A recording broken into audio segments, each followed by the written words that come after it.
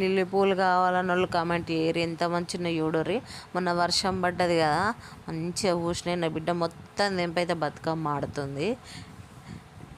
మొన్న అప్పాలు చేసి ఇంటికి దుబ్బేసినామంటే ఈరోజే మళ్ళీ ఇంటికి వచ్చినాం.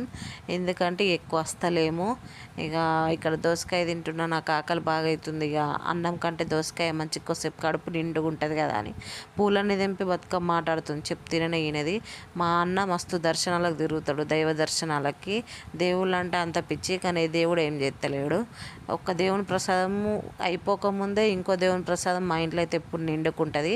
మోపి దేవుని దగ్గరికి మొన్న మా అన్న వేయిండు.